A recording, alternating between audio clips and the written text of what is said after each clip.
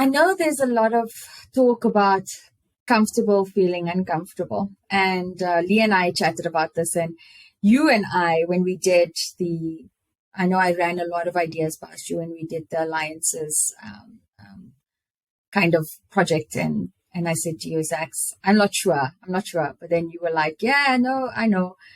But what do you think? And it's the whole situation of being comfortable with being uncomfortable. Have you had instances where that has happened to you, and how have you overcome that and kind of shown your own power within to get through that situation? For me, there's been a few, having been through the different, I think, different career phases and journeys. There was one instance that stood out for me where the company was going through a retrenchment at the time. It was one of the leadership roles I was in, and it was my first time, experiencing that. We made a decision as a company, but at the end of the day, it was my name on the letter. It brought a lot of angry feelings, like people were angry, right? And I wanted to be nice and accepted, and that's what leaders do. They have empathy and show up, but it's also, again, those forces you can't control, and it was very uncomfortable, that feeling. And one day in front of my colleagues, I think I just almost broke down because it was so much to carry, because you carry this huge emotional toll with it. It comes. So again, what is the cost of that? There are many times where I've been uncomfortable in rooms for various reasons. But I again think you need to be able to hold your own and speak up, as daunting as that is. Because if you don't, you will get trampled over, you will regret it. Then in your head, you'll go, I should have said that, and I should have said that, and then start to be angry, all of those things. So there's many times where you can make people uncomfortable. And again, one of my good mentors said to me, you should take, every time you enter a room, on your agenda, you write down, what voice do you want to be? Do you want to be the disruptive voice? Do you want to be the voice of reason? Or do you want to be the voice of agreeable? So which voice? And that's how you conduct the meeting, or you enter your difficult situation, because that will then remind you that which voice do you want to bring to the room. And again, it's important to read the room and the situation to see which one you want to be. So there have been many, many uncomfortable, difficult conversations where you're almost the target at the end. But again, to remember, sometimes it's not about you. It's about the bigger picture. It's about the organization. It's about the task at hand.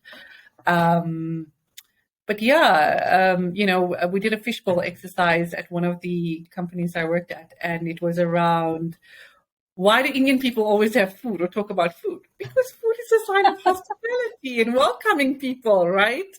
It's a sign of hospitality and bringing people together. Then again was around, why do certain people walk in front? Why do males walk in front of females? Because it's a sign of protection. Or, have you ever heard, use your inside voice? Like, people use your inside voice to the kids. I was like, what is this inside voice thing? But it's those cultural nuances and things. And again, my diversity lines only cross very much in university and then in the workplace. So before that, it didn't cross, because that was the South Africa I grew up in, right? I was not exposed to that. And it's a very different world my children live in, where, color is not a thing, or race is not a thing. You see it differently. So that time in the workplace was around those cultural nuances, and it makes people uncomfortable, right? Again, you invite me to a meeting, it's I'm fasting, or don't eat certain things, or be cognizant of that. So yeah, I've had many uncomfortable situations. I think it also leads to people being uncomfortable when you have those conversations. But you need to, again, find that small voice and make it big. I love that. So I was that child that get told every time, use your inside voice. You should know this by now. I'm so loud wherever I go. But and that's so true, right? We had such a sheltered life, I think. And I even said that previously, is that we didn't know. We didn't know that there was such big cultural differences, and we didn't know how different we were compared to everybody else, right? And you look at our kids and you do, and I love that you said that there shouldn't be any differences. And the kids don't understand what we went through because they're growing up very differently, which I think is a great thing.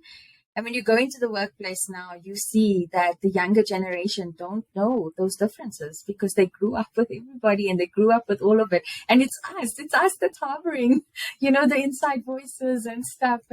And we need to let go of it a lot of the time. We just do, but it's tough. I think it's breaking generational curses. It's breaking how we grew up. And I even think, Zach, so, I think we've also learned through all of this and from all of this that a lot of the time it's finding that bravery, finding that courage, but knowing when to use it. And that's the other thing, right? Because you can find Absolutely. you can use your voice in the wrong way. You can. I think stereotypes exist.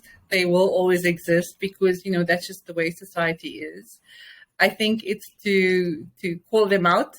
But again, to use your voice for good, and use it in the right way, not to be destructive about it, because change can be so impactful if you do it in the right way.